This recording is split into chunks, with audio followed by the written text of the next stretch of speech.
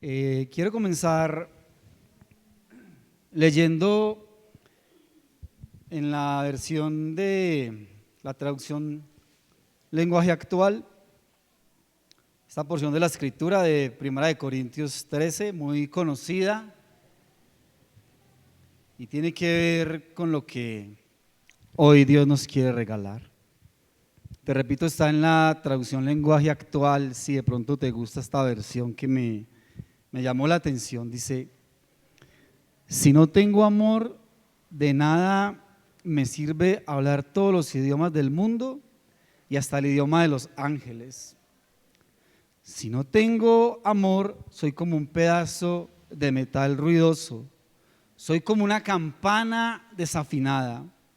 Si no tengo amor, de nada me sirve hablar de parte de Dios y conocer sus planes secretos. De nada me sirve que mi confianza en Dios me haga mover montañas. Si no tengo amor, de nada me sirve darles a los pobres todo lo que tengo. De nada me sirve dedicarme en cuerpo y alma a ayudar a los demás. El que ama tiene paciencia en todo y siempre es amable. El que ama no es envidioso, ni se cree más que nadie, no es orgulloso, no es grosero ni egoísta, no se enoja por cualquier cosa, no se pasa la vida recordando lo malo que otros le han hecho. No aplaude a los malvados, sino a los que hablan con la verdad. El que ama es capaz de aguantarlo todo, de creerlo todo, de esperarlo todo, de soportarlo todo. Solo el amor vive para siempre. Llegará el día en que ya nadie hable de parte de Dios, ni se hable en idiomas extraños, ni sea necesario conocer los planes secretos de Dios, las profecías y todo lo que ahora conocemos es imperfecto. Cuando llegue lo que es perfecto, todo lo demás se acabará. Alguna vez fui niño y mi modo de hablar, mi modo de entender las cosas y mi manera de pensar era la de un niño, pero ahora soy una persona adulta y todo eso lo he dejado atrás. Ahora conocemos a Dios de manera muy clara, como cuando vemos nuestra imagen reflejada en un espejo a oscuras. Pero cuando todo sea perfecto, veremos a Dios cara a cara. Ahora lo conozco de manera imperfecta, pero cuando todo sea perfecto, podré conocerlo como Él me conoció a mí. Hay tres cosas que son permanentes: la confianza en Dios, la seguridad de que Él cumplirá sus promesas y el amor. De estas tres cosas, la más importante es el amor. ¿Amén? Bien. Hoy quiero compartirles algo que he querido titular: ¿has visto a Dios sirviendo? A Cristo sirviendo. Yo creo que cuando a nosotros nos hablan o nos dicen de servir a Dios, de servir en la obra de Dios, muchas veces nuestro pensamiento, que es a veces tan limitado, nos lleva a pensar que el servir a Cristo se ve limitado solamente a lo que podemos llegar a hacer en estas cuatro paredes.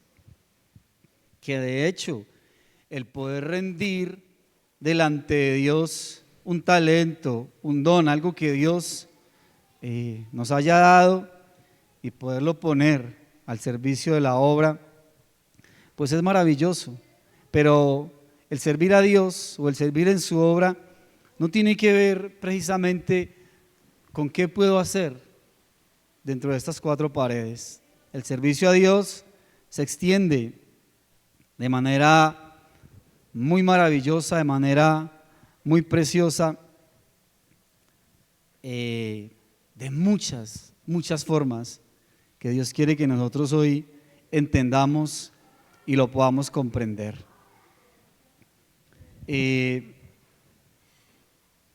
Quiero centrarme en la escritura hoy, en Mateo, en el capítulo 8. Esta porción de Mateo capítulo 8, versículo 1 al 4, también la encontramos en Marcos 1, 40 al 42 y en Lucas 5, 12 y 15, pero vamos a centrarnos en Mateo hoy en el capítulo 8.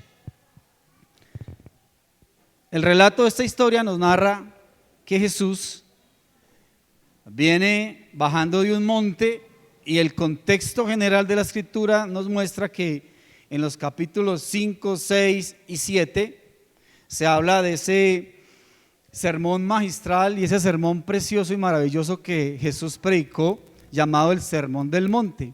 Entonces, Jesús viene descendiendo del monte, hay mucha gente y dentro de toda esta multitud que hay un hombre leproso que se acerca a Jesús y le dice: Señor, si quieres, puedes limpiarme. Jesús, que siente misericordia de él, lo toca y le dice: quiero, sé sano. Y al instante la lepra sale de su cuerpo. Jesús entonces le dice a este hombre lo que debía de hacer, y era que fuera y se presentara ante el sacerdote, que presentara su ofrenda. Ve y dilo al sacerdote, presenta la ofrenda que ha dicho Moisés. Entonces, comencemos con algunas preguntas. ¿Cómo puede un hijo servirle al Padre? ¿Cómo puede un hijo servirle al Padre? Porque sin lugar a dudas, nosotros debemos entender, primero, Dios anhela que nosotros que le creemos, que como resultado de creerle, nosotros profundicemos sobre nuestra participación en el servicio como sus hijos. Dios también quiere llevarnos a que tú y yo podamos reflexionar un poco sobre qué tan íntima es nuestra comunión con el Padre, y si además de tener una comunión con Él, de conocer su mente y de conocer sus deseos, nosotros también compartimos ese entendimiento a los que lo necesitan. Creo que como hijos de Dios, tú y yo tenemos en Cristo Jesús el ejemplo más precioso, el ejemplo más sublime y más perfecto de cómo un hijo le puede servir a su padre. Fue lo que Cristo mismo nos dejó, lo que Cristo mismo nos enseñó, cómo Él sirvió en todo a su Padre. Mira, el relato de Mateo en el versículo 1 dice que Jesús descendía del monte, que le seguía mucha gente, venía mucha gente detrás de Él. Entonces, mirando nosotros el contexto de todo lo que Jesús hacía y las obras en las que Jesús se ocupaba, hemos aprendido que Él nada hacía o nada hablaba por su propia cuenta, sino que todo lo que Jesús hacía o hablaba, Él lo hacía porque venía del Padre, porque estaba guiado por el Padre. Entonces, Jesús en ese decidir hacer y hablar lo que viene del Padre en intimidad con Él, en esa intimidad, en ese tiempo de acercamiento, de buscar a Dios, es donde Él puede entender cuál es el deseo. Allí en lo reservado de la oración es donde Jesús ha aprendido qué hacer. y es allí que Él obtiene esa luz y como siervo que lo lleva a que Él pueda responder a la necesidad que Jesús veía en su tiempo. Y había grandes necesidades en ese momento. La palabra en Juan 5:19 nos dice precisamente lo que acabo de compartirles, que Él nada hacía o nada decía por su propia cuenta, sino lo que debía hacer al Padre. Ahora surgiría entonces para ti y para mí una pregunta el día de hoy, y solamente quiero que medites un momento en esta pregunta. ¿Tú sí estás viendo lo que Dios está haciendo en tu vida? ¿Si estás viendo lo que Dios está haciendo en tu vida? Y cabría entonces también otra pregunta: si lo que yo hago es el resultado de lo que hablo con Él en oración. Piensa en eso, porque es que muchas veces andamos haciendo cosas, andamos reaccionando de tantas maneras, andamos muchas veces pretendiendo hacer lo que yo pienso que está bien hecho, lo que yo pienso que es lo mejor, pero la pregunta no es si estás pensando en hacer lo que tú crees que es bueno, sino si lo que tú haces es el resultado, vuelvo y te repito, de lo que has hablado con Dios en oración. La palabra dice en Mateo 5:16 que ni se enciende una luz y se pone en un almud o en un cajón, sino que esa luz se pone en lo alto para que esa luz alumbre a todos. Entonces, mi oración con el Padre está trayendo verdaderamente luz para que yo pueda ser de alguna manera la respuesta a la necesidad de aquellos que están en tu entorno, a tu alrededor.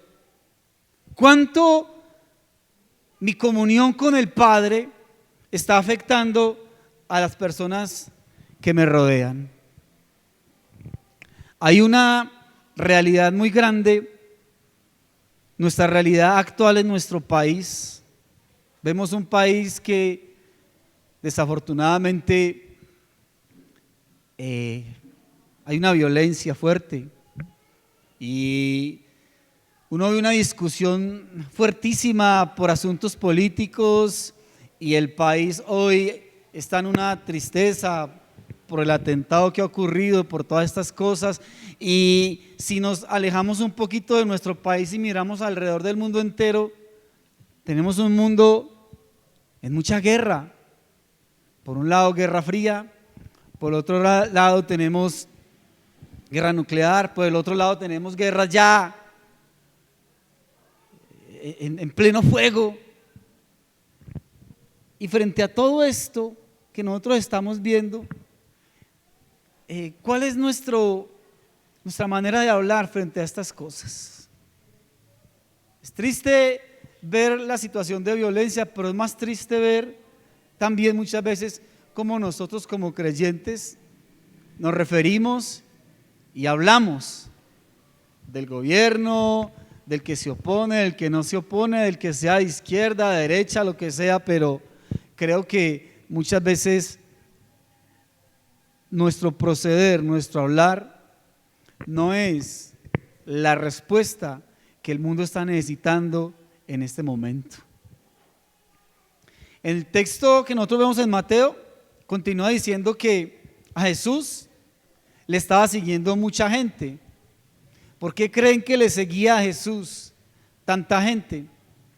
Tengamos en cuenta que en el contexto del momento de Jesús, pues había muchos maestros, demasiados maestros que al igual que Jesús enseñaban la ley. Ellos estaban escuchando en Jesús un nuevo maestro. Entonces ese nuevo maestro llamado Jesús lo que cautivaba la atención de la multitud era la coherencia tan maravillosa y tan preciosa que había entre el mensaje y el mensajero. Y esto creo que es muy importante. Te repito, la coherencia entre el mensaje y el mensajero. En otras palabras, las personas están viendo que hay una unión muy preciosa, una unión muy maravillosa entre lo que Jesús dice y lo que Jesús hace. Y creo que ahí, como pueblo de Dios, algunos de nosotros estamos fallando mucho, porque nos escuchan decir cosas muy maravillosas, pero nos ven hacer cosas muy feas. Jesús enseña. Al enseñar, Jesús está sirviendo. Pero la escritura dice en Mateo 7:29 que lo que les impactaba es que Él enseñaba como quien tiene autoridad. La enseñanza que ellos veían y escuchaban en Jesús estaba muy por encima de aquello a lo que las personas estaban acostumbradas a ver en los escribas, muy por encima de lo que ellos estaban acostumbrados a ver en los fariseos. En ese momento maravilloso, Jesús sabe, Jesús entiende y cree que el Padre a Él es quien le ha entregado todas las cosas. La Escritura misma lo dice y lo hemos estudiado muchas veces. Eso le da a Jesús una posición de dignidad muy preciosa, muy maravillosa, que en ese momento le permite a Jesús actuar de acuerdo a su identidad, a su relación con el Padre. Y esa, hermanos, es la razón principal por la que Jesús sirve con esa libertad. Es la razón por la que Jesús sirve con ese amor y es la razón por la cual Jesús impacta las personas. Coherencia entre el mensaje y el mensajero. Coherencia entre lo que se dice y lo que se hace. Algo a lo cual las personas de ese momento no estaban acostumbradas. No estaban acostumbrados a ver en sus líderes religiosos. Yo creo que el servicio cristiano necesariamente tiene que ser muy visible a muchas personas. Y cabría entonces preguntarnos, tú y yo en esta mañana que estamos aquí, ¿cómo hago yo para que ese servicio se exprese en hechos reales y concretos con los que lo necesitan? Cada uno de los que estamos aquí tenemos un entorno diferente en nuestro trabajo, en su universidad, en su colegio, en el entorno de su familia allí con sus hermanos, con sus padres, con su esposo, con su esposa. Y sé que usted ha podido darse cuenta que esas personas de las cuales Dios lo ha rodeado, muchas de ellas tienen fuertes necesidades. Pero lo que necesitamos aquí entender es que la necesidad real de esa persona o de esas personas que tú estás viendo a tu alrededor, su necesidad real se llama Cristo. Esa es su necesidad real.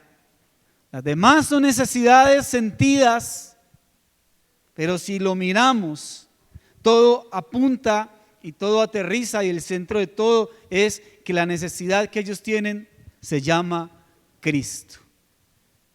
Y es una respuesta que tú y yo tenemos porque nos ha sido dada en su amor y en su misericordia.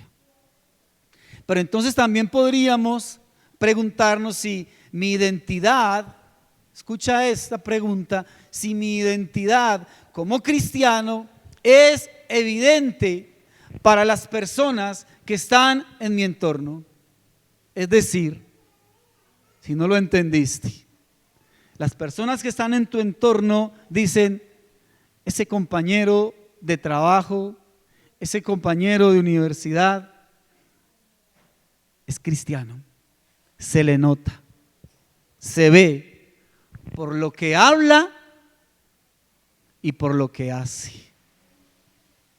Tú como padre, tú como esposa, como esposo, como hijo, como hermano,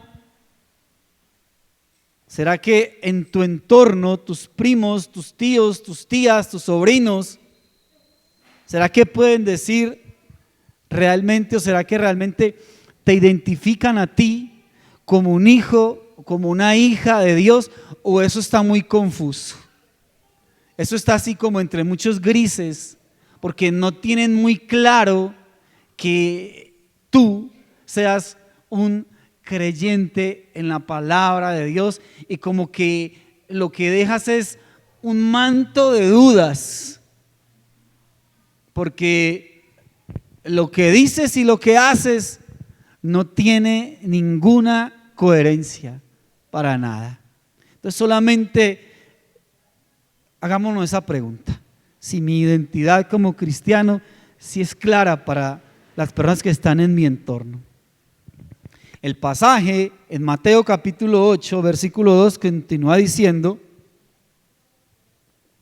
que viene a Jesús entonces un leproso, que ese leproso se postra delante de él y que clama diciéndole: Señor, si quieres, puede limpiarme. Miremos aquí entonces algunos detalles. ¿Quién es esa persona que recibe y se beneficia del servicio, del amor de Jesús? Claramente el contexto nos deja ver que es un leproso, pero entonces pensemos un poco cómo ve la sociedad de ese entonces, de ese momento, cómo ve la sociedad en la que se encuentra Jesús a ese leproso. Hay un par de capítulos en la escritura, no los alcanzamos a ver hoy, están en Levítico 13 y 14, donde se narra la condición, primero el examen por el que tenía que pasar una persona que se creía podía tener lepra, y todo el proceso que llevaba previo a poder entonces decir si tenía o no lepra. No era nada agradable pasar por ese proceso, pero luego de que se determinaba que esa persona sí tenía lepra, pues era bien tremendo, porque eran personas que tenían que ser completamente aisladas de la sociedad. Eran personas que eran vistas y eran tenidas en poco, eran personas que eran excluidas de ir al templo, eran personas que tenían que estar allá tan alejadas del resto de su familia, de todo el pueblo, hasta que fuesen limpiadas, hasta que ya la lepra no estuviese en ellos. Entonces, si quieres mirar eso luego en tu casa, en tu devocional, lo puedes ir mirando. Estos pasajes podemos ver la condición del leproso lo que hacía era que marcaba el destino de esa persona, y el destino era estar aislados, ser declarados indeseables, ser declarados inmundos por su impureza, y como les decía, no poder relacionarse con las personas y no poder ni siquiera ofrecer en el templo los servicios que ellos podían dar al Señor. Si nosotros tenemos en cuenta entonces las características tan fuertes, ¿sí?, y las consecuencias tan fuertes de la lepra, no es difícil entonces para nosotros entender la razón de tantas restricciones. Entonces, hagamos como un paralelo, ¿sí? Un paralelo entre ese hombre leproso que nos narra aquí la historia y lo que podemos ver hoy en día, porque un leproso, por su misma condición, pues sufría un desfiguramiento estético. Un leproso muchas veces sufría daños neurológicos, discapacidad en sus extremidades, muchas veces ceguera, insensibilidad y muchas veces llegaban también a la muerte. Un desfiguramiento estético. ¿Cuántas personas vemos con desfiguramiento estético? No solamente quizás por un accidente que les dañe su rostro, sino un desfiguramiento estético, quizás porque han llegado a una condición de indigente tan fuerte que ya se ha perdido por completo quién era esa persona. Un desfiguramiento estético quizás por el mismo alcoholismo, por la misma drogadicción, que ha desfigurado ya su rostro. Un desfiguramiento estético quizás porque en su condición de hombre trans o de mujer trans ha renunciado, no ha querido aceptar su condición sexual. Discapacidades que sufrían los leprosos. Pues creo que no solamente tenemos discapacitados en nuestro entorno diario por cualquier causa, por cualquier enfermedad, ¿sí? Tenemos gentes a nuestro alrededor sufriendo parálisis, quizás no en su cuerpo, quizás sí, pero una parálisis por una enfermedad terminal, una parálisis por situaciones que los tienen sin saber qué hacer, sin poder tomar decisiones, situaciones en su vida que los tienen al borde de la depresión. Tenemos a nuestro alrededor personas sufriendo de tantas y tantas circunstancias, personas que están desesperadas por las situaciones que están viviendo en su hogar, personas que están desesperadas por la condición en la que están viendo a sus hijos, a su esposo, a sus hermanos, en fin. Nuestro entorno nos deja ver que hay demasiados, pero demasiados leprosos espirituales, demasiados enfermos espirituales, demasiados discapacitados espirituales que están puestos en nuestro entorno diario. ¿Y qué tan sensibles entonces estamos siendo? ¿Qué produce en mí ver una persona con alguna de estas características? ¿Cuál es la reacción que yo estoy tomando frente a estas personas? Ahora, la ley ponía restricciones, como les decía ahorita. Por cuidar a la comunidad, esta persona tenía que ser entonces aislada. Como esa lepra se transmitía de persona a persona, entonces era necesario mantenerlo a distancia. Pero con ese rechazo muchas veces, ese olvido, ese tenerlo que aislar, se hacía mucho más grave que la misma enfermedad. Como decimos coloquialmente, que el remedio muchas veces era peor que la enfermedad. Porque creo que para nadie, para ninguno de nosotros, es fácil sentirse aislado, sentir que las personas no se quieren acercar, sentir que por algún motivo te miran de manera extraña. Nada fácil, nada fácil.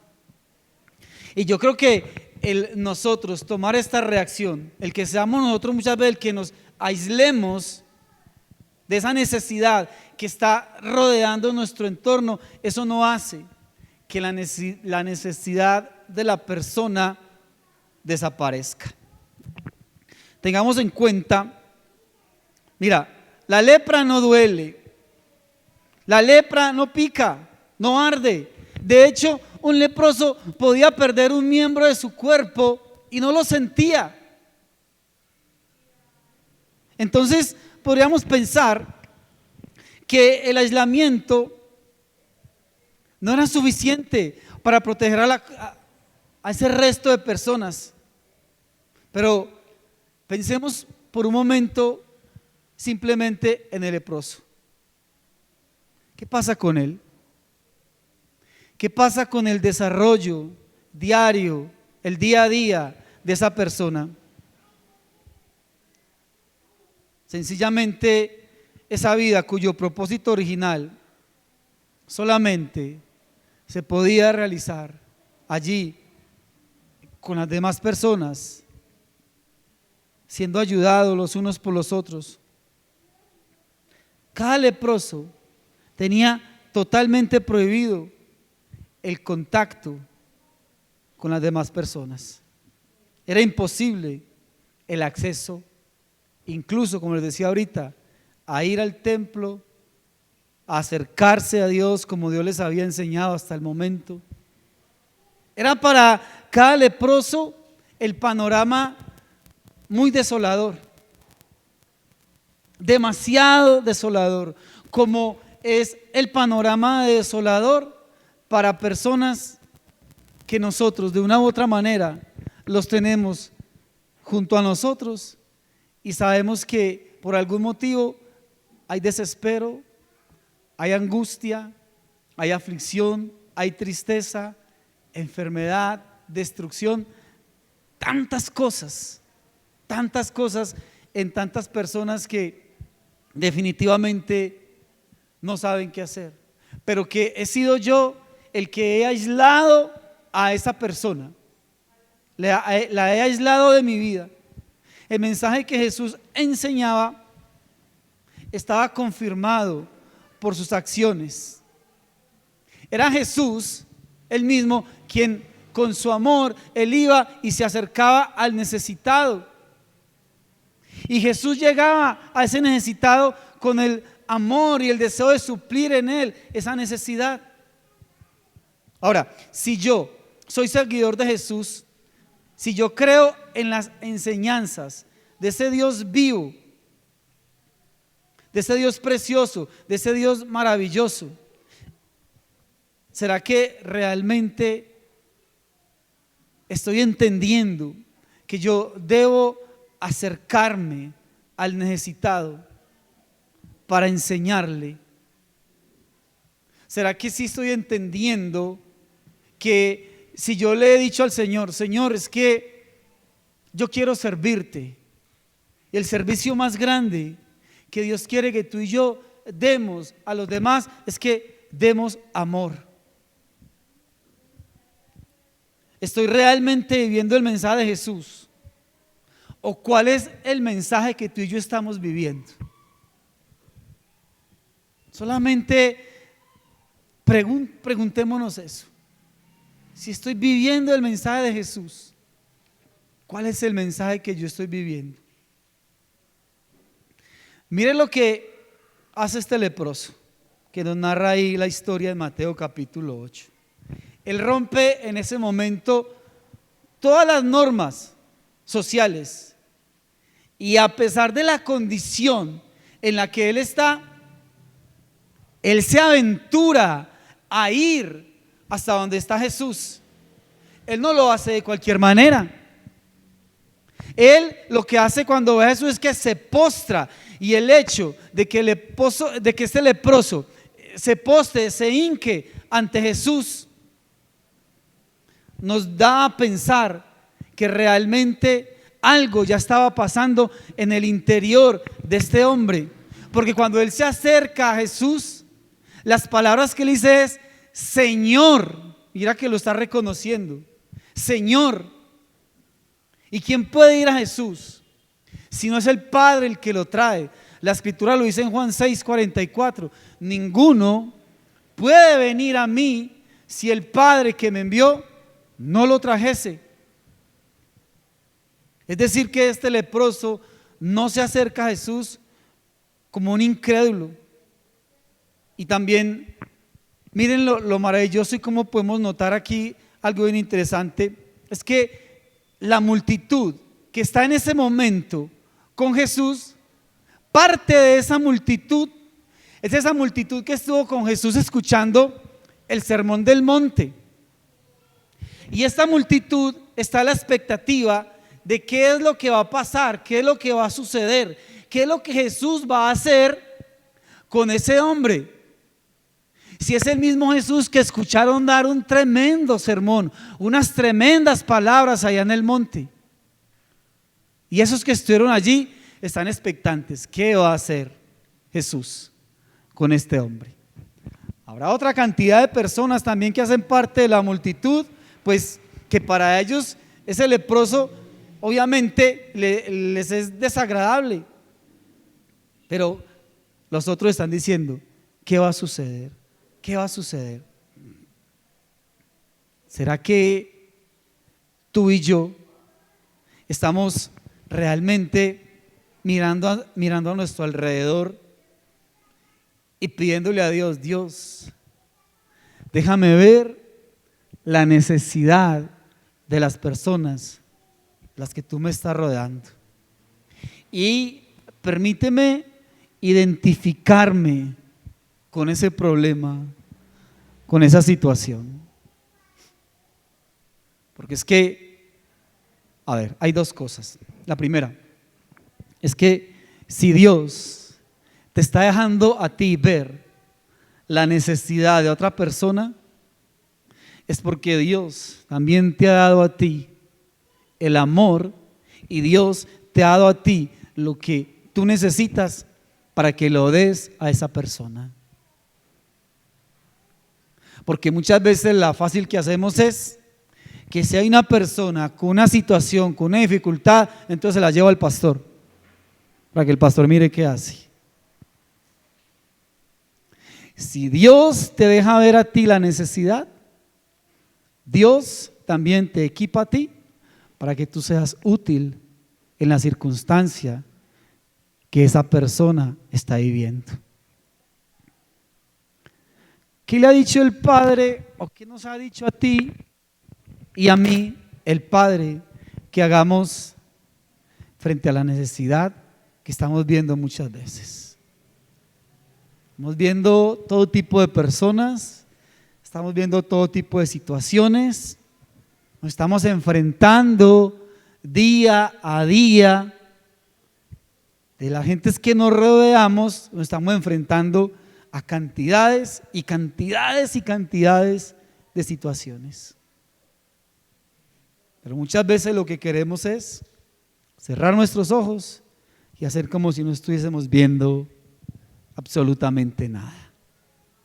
Suficiente tengo con mis problemas. Ustedes recuerdan, todos lo recordamos, Jesús, en medio del momento en el que está siendo arrestado, vienen todos los alguaciles, soldados romanos por él, y la Biblia narra que Jesús vivió un momento de angustia muy fuerte, y que su sudor era como grandes gotas de sangre, algo que llama hematohidrosis, cuando la persona en un estado de estrés muy alto, los poros se abren y empiezan a supurar sangre. Él va a ser arrestado y él sabe todo lo que viene,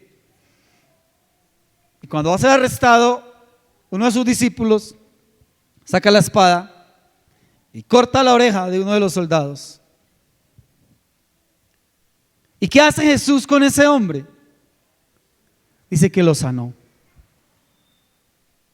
O sea, ¿por qué te traigo esto a colación? Porque es que si nos ponemos en el momento que Jesús está viviendo tan fuerte, en la situación tan tremenda que Él está pasando, y en medio de todo eso, Él saca tiempo para servir a otro, para sanar a otro, pero también está pensando en su discípulo, que sabe que su discípulo, al haber hecho esto con un soldado romano, pues lo que le va a dar Roma es muerte también a él. Entonces está con su problema, pero está también mirando hacia los demás. Mientras que nosotros muchas veces la actitud mía es, mire, no quiero saber de los problemas de nadie. Suficiente tengo con mirar cómo soluciono los que me están pasando a mí. Si seguimos los hechos que nos narra aquí la palabra, entonces el leproso reconoce en el Hijo una esencia tan maravillosa y tan preciosa que no se puede ocultar. Esta esencia tan preciosa les da a Jesús directamente por el Padre. Jesús es un vaso completamente lleno. Jesús, como nos lo deja ver la palabra a todos, está lleno del Espíritu Santo. Esto muestra claramente el contenido tan grande de amor que el Padre ha derramado de una manera tan maravillosa en la persona de Jesús. La autoridad, la generosidad, la misericordia que hay en el corazón de Jesús. Entonces, como resultado de todo esto que hay en la persona de Jesús, deja ver cada uno de los hechos y de las obras que Jesús hace. Entonces, ¿cuánto nos hemos nosotros dispuesto para que el mismo Espíritu que revistió a Cristo de amor, de autoridad y de misericordia, también entonces venga y revista nuestras vidas, para que tú y yo, como dice la Escritura, podamos andar en aquellas buenas obras que fueron preparadas de antemano, para que nosotros, vuelvo y repito, anduviésemos en ellas. ¿Por qué creen ustedes que Jesús, que el leproso, cuando ve a Jesús, lo reconoce inmediatamente como Señor? Porque es así como le dice, Señor. La respuesta ya la vimos, porque lo que él vio y lo que él oyó de Jesús fue suficiente. Él no necesitó nada más para ir delante de él y creer que ese era el Mesías, que ese era el Salvador. Además, en la petición que el leproso está haciendo en ese momento, le dice a Jesús: si quieres,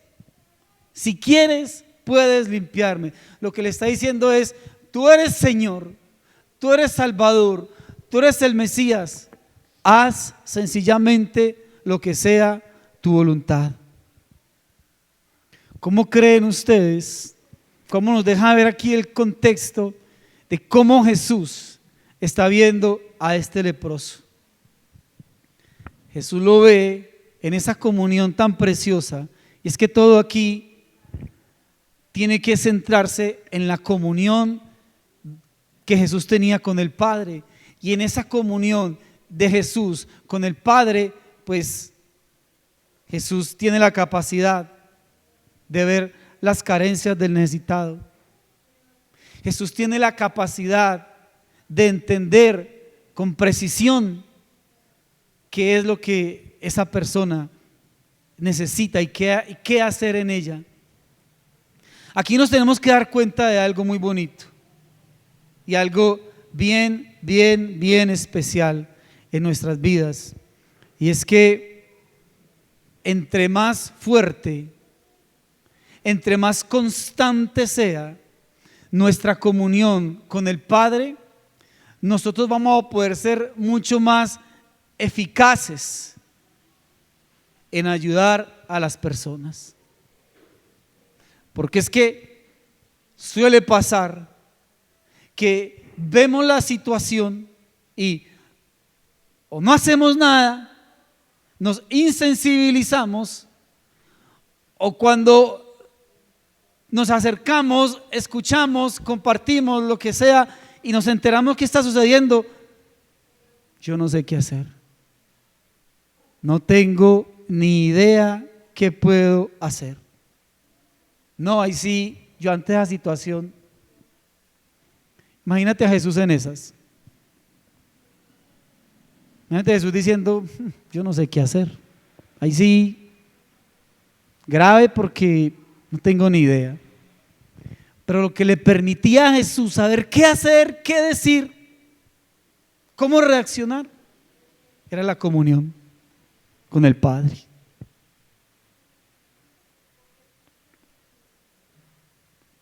Entonces vuelvo y te repito, nosotros como siervos en nuestra comunión con el Padre nos haremos mucho más sensibles, y como siervos sabremos qué hacer frente a la necesidad que nos rodea.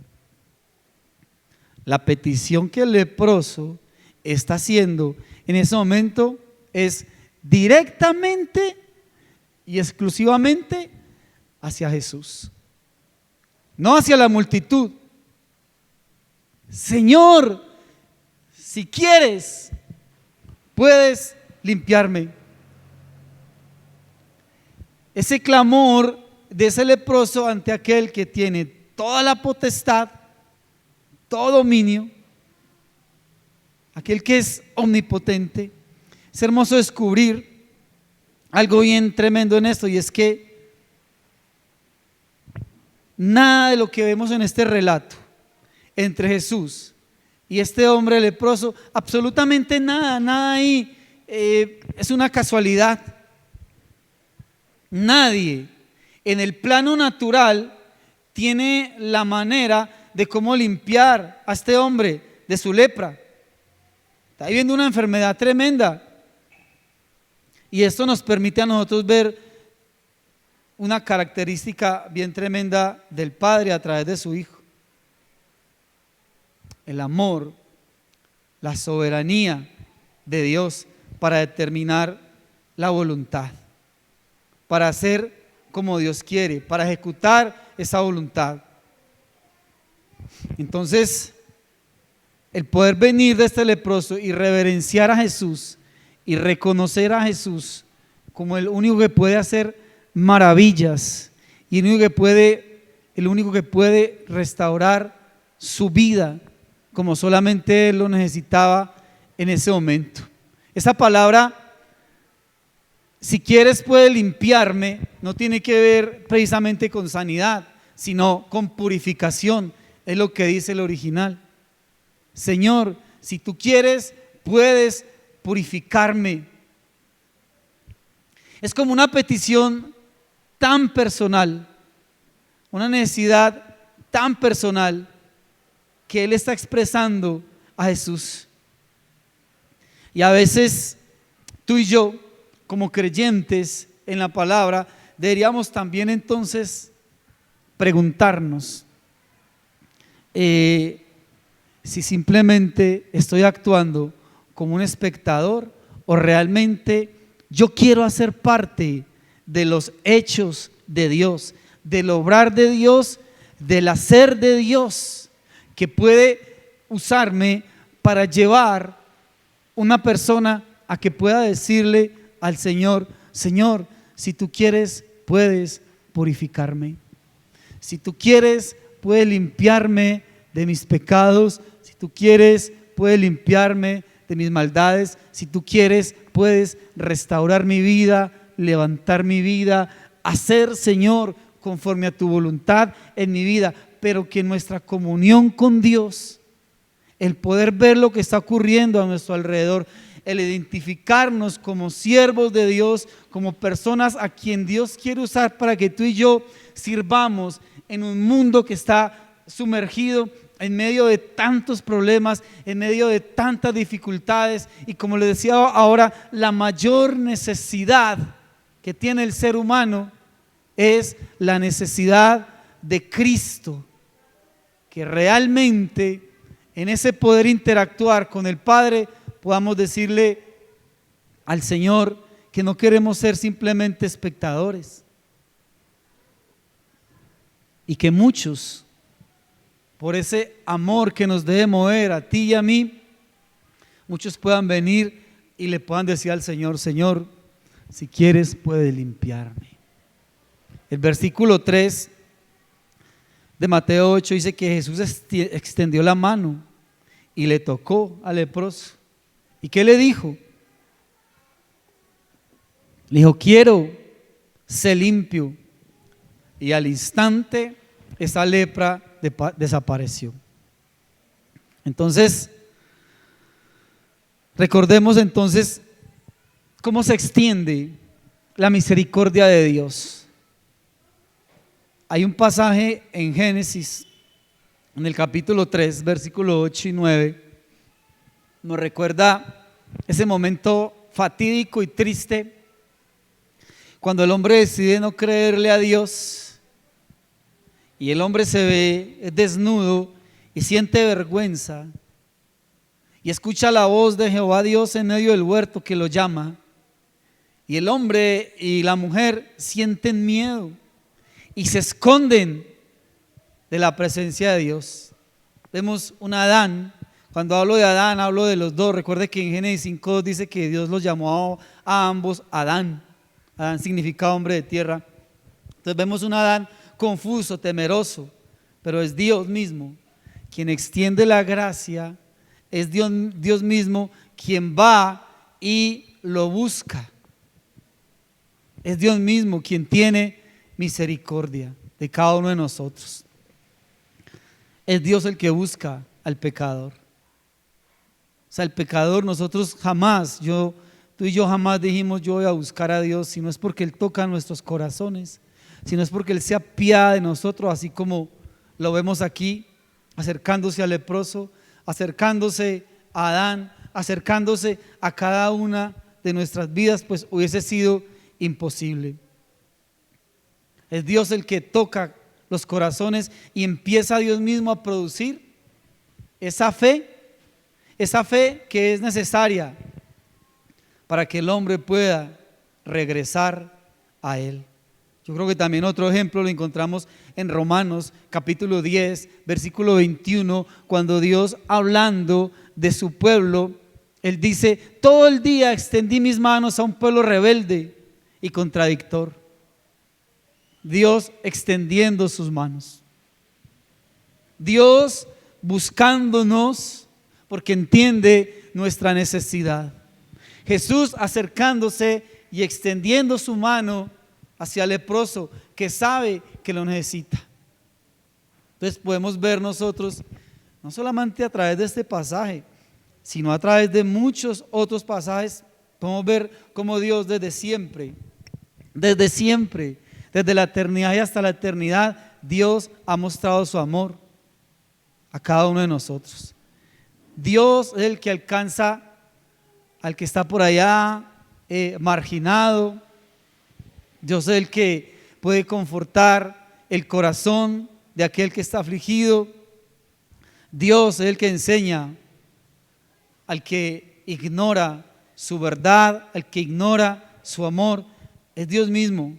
Pero esto mismo es lo que hoy en día Dios continúa haciendo. Dios no ha parado de hacerlo. Pero ¿a través de quién lo hace Dios? A través de la iglesia. La Biblia nos habla ya en Romanos capítulo 12, versículos 4 al 8, comparando su iglesia a un cuerpo, diciendo que así como en un cuerpo hay diferentes miembros, que cada miembro cumple una función, así también nosotros, siendo muchos, pertenecemos a un cuerpo, ese cuerpo la iglesia, del cual la cabeza es Cristo. Entonces, yo creo que algo que debemos de entender aquí es que nosotros podemos entender que quizás la mano de Dios más cercana que va a tocar nuestro prójimo es la mano tuya o la mano mía. Pero es imposible llevar esto a cabo si cada uno, no solamente, muchos lo quieren hacer solos o sencillamente no hay sensibilidad en el cuerpo. Si usted quiere hacerlo solo, el cuerpo, como lo dice ahí mismo la escritura, está unido por las coyunturas, se ayudan mutuamente y van obteniendo crecimiento. Cada miembro del cuerpo necesita del otro miembro para poderse ayudar. Cuando a ti te duele la cabeza, tus manos ayudan para que tu cabeza no duela. Te sobas, tomas una pasta, la llevas a tu boca, la tragas. Bueno, es todo un sistema trabajando en pro de un miembro del cuerpo. Entonces, no podemos actuar como miembros independientes. Vuelvo y te repito, lo que Dios ha hecho desde la eternidad, acercarse al hombre, mostrar su amor, mostrar su gracia, su perdón.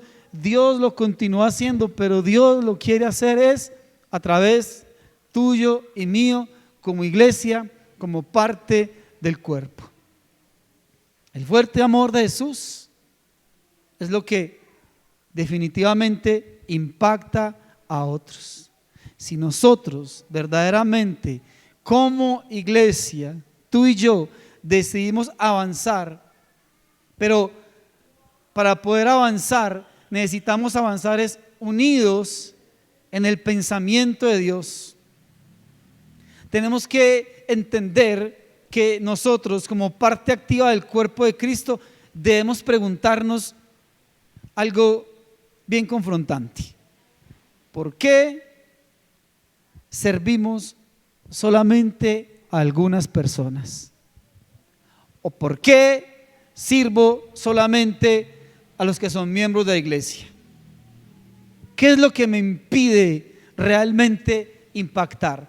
¿Por qué a veces soy tan selectivo en a quién sirvo, a quién le ayudo, con quién me relaciono, a quién verdaderamente le quiero extender mi mano?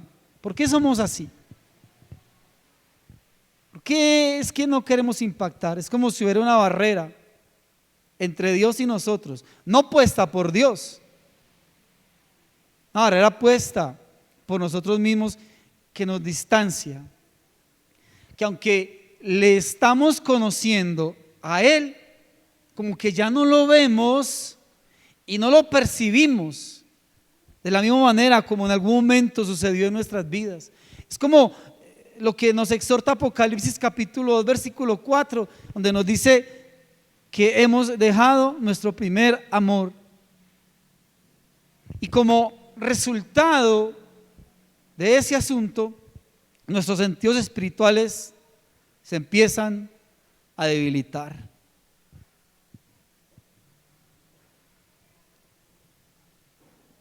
Como que hay un estupor tan fuerte y no despertamos ante la realidad que Dios nos pone al frente. Es como un músculo cuando está paralizado, como un músculo cuando está tenso. Y es como una iglesia que estamos viendo cada uno desde nuestra propia comodidad, una sociedad que cada vez está más perdida, y en vez de hacer lo que el Padre nos manda, estamos quietos, como inertes, como que más bien nos enrollamos en discusiones sin sentido. ¿Para qué? El Señor Jesús, vemos en el relato que Él no se queda simplemente observando, ay, qué pesar del leproso, como se ve horrible, qué situación tan tremenda, no, tenaz, no, pobre hombre. Esa no es la actitud de Jesús. El primero se acerca, lo toca y le dice: quiero, sé limpio.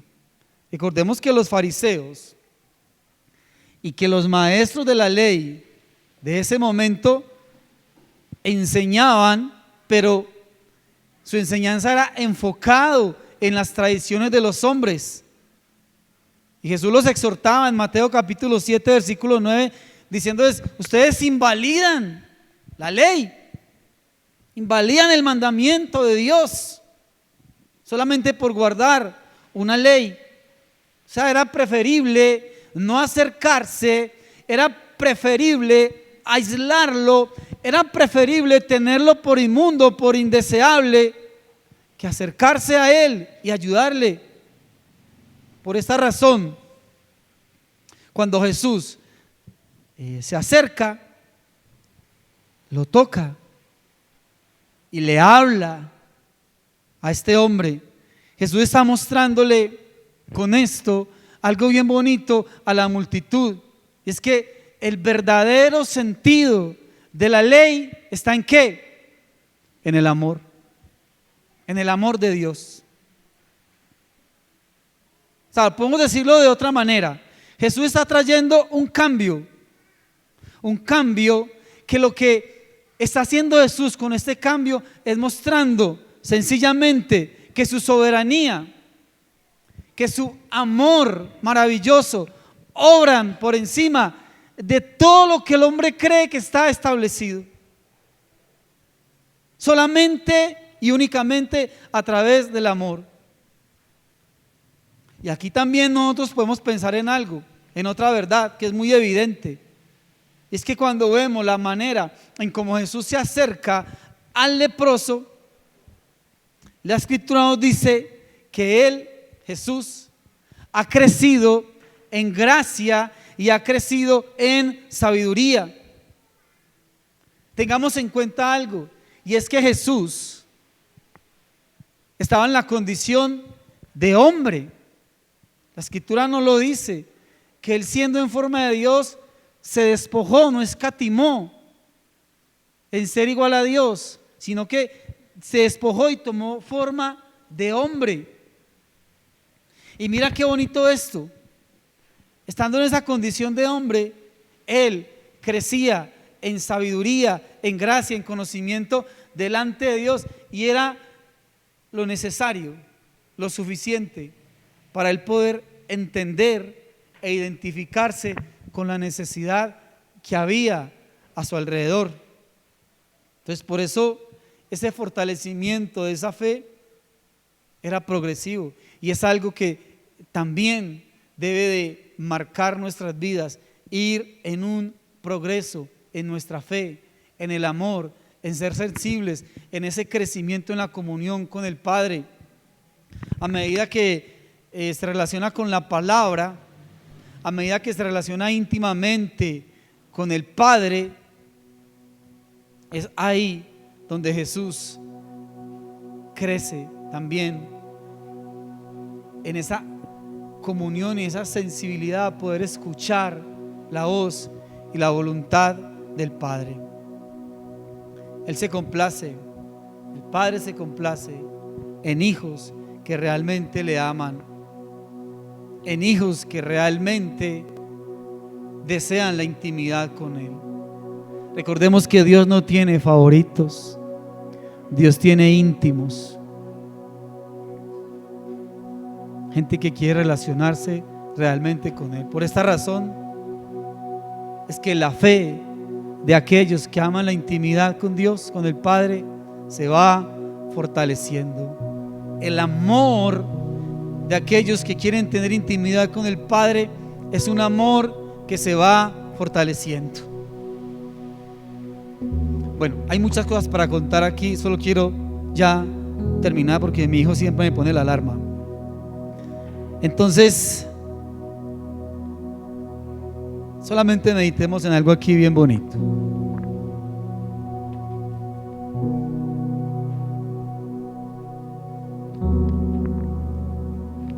En el versículo 4, Jesús dijo, mira lo que le dice Jesús a este hombre: no lo digas a nadie, sino simplemente ve y muéstrate al sacerdote, presenta la ofrenda que ordenó Moisés para testimonio a ellos. El mensaje del Señor Jesús para ese momento al hombre es bien claro: mira, no se lo digas a nadie, ve y muéstrate. Yo creo que si lo miramos así simplemente es una orden sencilla, pero es una orden que nosotros la hemos vuelto demasiado complicada. En otras palabras, lo que le está diciendo es: ve y refleja, muestra lo que Dios ha hecho en ti. No más. Ve, refleja, muestra lo que Dios ha hecho en ti. Te pregunto, ¿eso es difícil? ¿Por qué nos cuesta? ¿Por qué como que nos da pena?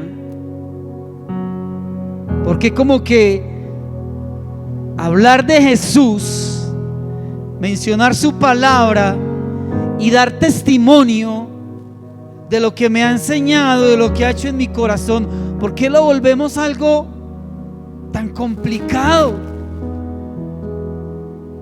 Además de dar la orden, Jesús le dice al hombre ante quién debe presentarse, y es precisamente ante el sacerdote. Aquel que se entiende debe conocer la ley y tiene la información suficiente de parte de Dios para entender ese hecho de sanidad que ha ocurrido en ese hombre. Sin embargo, es tremendo. Hay un obstáculo entre ese hombre y Dios, porque ese hombre sencillamente conoce la ley, pero no tiene ninguna intimidad con el autor de la ley. Por esa razón, ese sacerdote no puede ver en lo que está ocurriendo, no alcanza a discernir el eterno amor de Dios. Ese amor, ese eterno amor de Dios expresado de una manera tan generosa ante una persona que había sido marginada, señalada, hecha a un lado. Él no alcanza a entender eso. Él no alcanza a creer eso. Pero hoy te repito,